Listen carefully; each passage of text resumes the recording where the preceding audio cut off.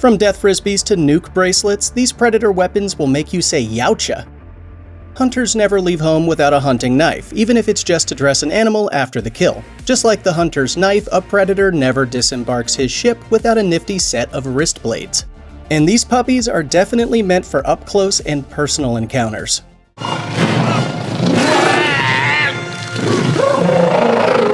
Since the original 1987 film, every predator has done battle with a set of wrist blades. Some predators have even taken their wrist blades to the next level, like the one seen in the first Alien vs. Predator film. These alien hunters practically have swords attached to their wrists. In fact, it's a wonder they can even maneuver with wrist blades as big as the one seen in AVP.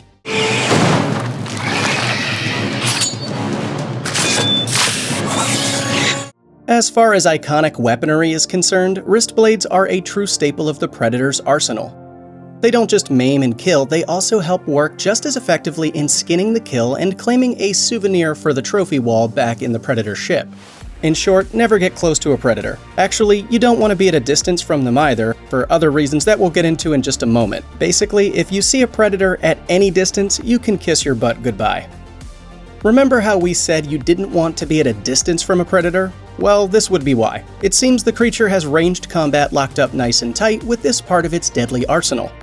The shoulder cannon is an ultra-accurate firearm that targets and shoots a deadly explosive or plasma-like blast at the Predator's target. Prey appears to be the only film where a shoulder cannon isn't used, as it likely hasn't been invented by the time the prequel takes place. However, the original 1987 film shows just how devastating the shoulder cannons can be when Jesse Ventura's Blaine has a hole punched clean through the middle of his torso. Then Bill Duke's Mac thinks he has the drop on the creature just before the targeting system zeroes in on him. Unfortunately, his head ends up getting popped like a grape. Gross! Mop it up! It does not look like a fun way to go. It feels like an ancient weapon, but it's one definitely fitting for an alien species dead set on enjoying the thrill of the hunt.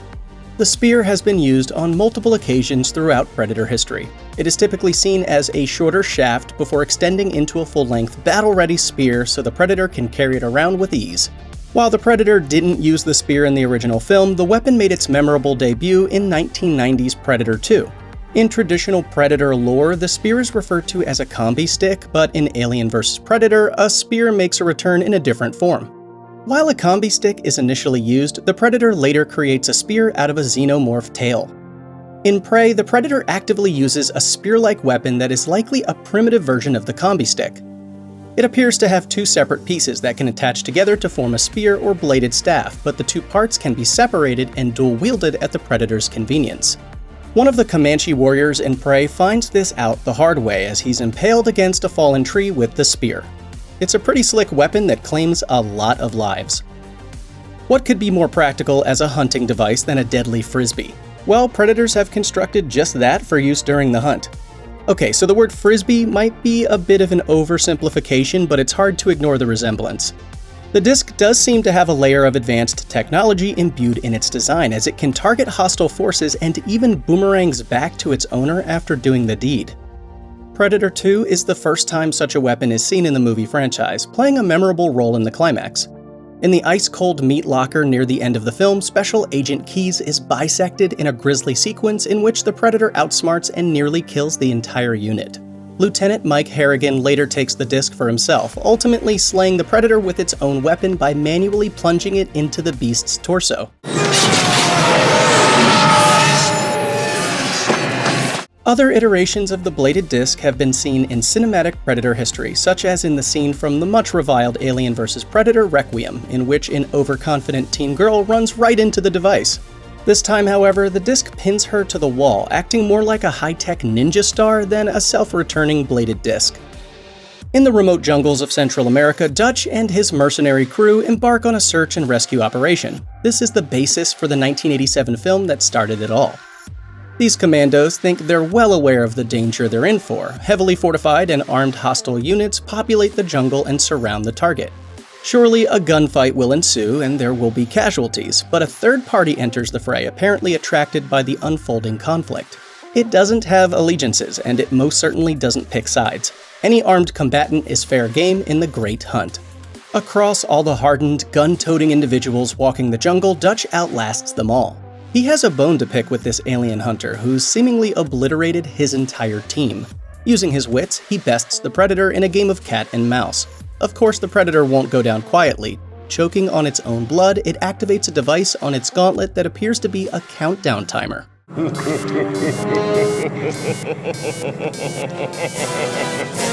With his enemy denying him a victory lap, Dutch has to sprint for survival to escape the predator's self-destruct strategy. After detonating, the explosive appears to have the same effect as a small tactical nuclear weapon. It's a devastating device that ensures the predator vaporizes not just his own technology, but any living thing in the area.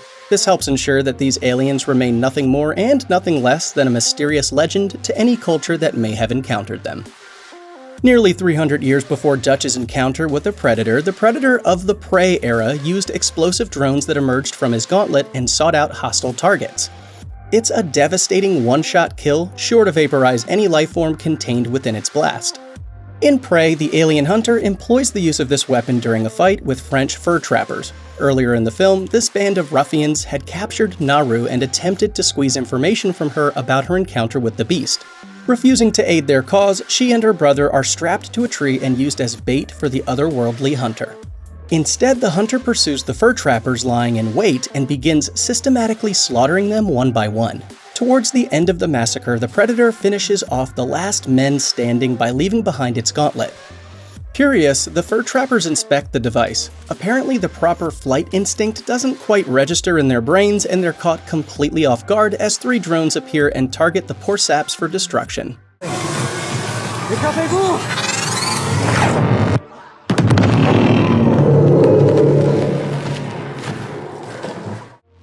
The Alien vs. Predator films have been critically panned and are often seen as a stain on both franchises. However, there are still a few great concepts within the films, as well as stellar creature designs and practical effects.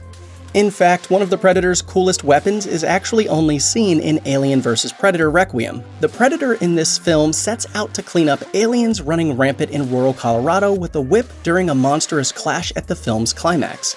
This is no ordinary whip, however. The entire length of the weapon is laced with barbs, and it seems specifically designed to combat xenomorphs. In fact, it's very reminiscent of a xenomorph tail. Co-director Greg Strauss confirmed it was actually made from that very thing, so it can withstand acidic blood and maintain sharpened edges capable of ripping opponents to shreds.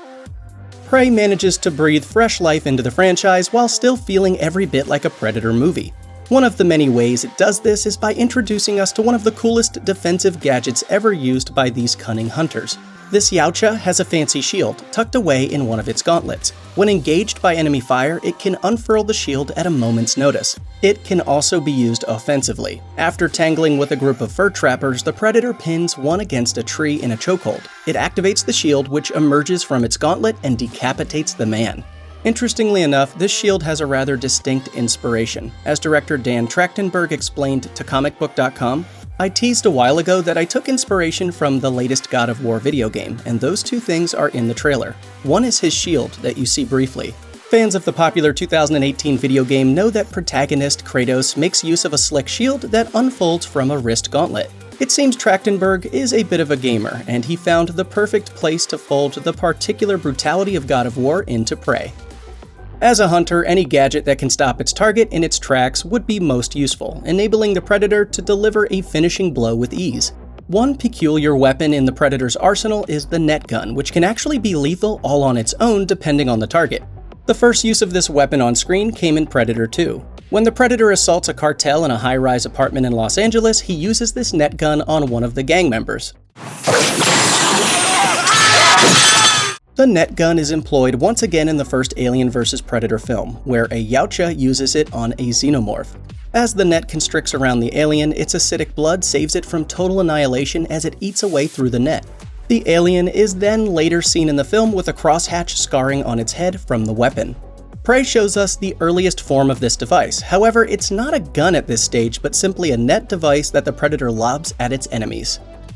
Another staple of the Predator's hunting arsenal is the cloaking device, which bends light to give the creature the effect of being nearly invisible. It is perhaps one of its best tools for stealthy maneuvers, enabling it to stalk prey without being seen. Most predator films depict the creature spying on and stalking its victims before finally moving in for the kill. This wouldn't be possible without the cloaking technology affixed to its armor. In most cases, the cloaking armor can be disrupted by debris, water, impact, or perhaps most memorably, blood. As hostiles engage the alien hunter, cracks in its cloaking device become apparent. While it's a useful tool, it definitely can be spotted if a human knows what they're looking for. Still, a predator wouldn't exactly be the alien species we know without the ability to creep through the trees almost invisibly, one of the most iconic traits of this infamous movie monster. The mask is perhaps one of the most iconic elements of a predator's arsenal. While the first predator seen in the 1987 film had a simplistic and smooth mask by design, future iterations would drastically change, providing different looks for alien hunters. Aside from just being a mere accessory, the masks also aid the predators in their hunts by providing them with distinct visual capabilities such as thermal imaging and zoom functionality to target prey. In most iterations, the mask also contains the predator's targeting system for its shoulder cannon and other weaponry. In some cases, the mask itself is armed with self-defense measures and is capable of lethal fire, as seen in 2018's The Predator. This is demonstrated when young Rory McKenna takes the alien mask and goes trick-or-treating with it. When one rude bully decides to throw a can at the little kid, the mask instantly retaliates.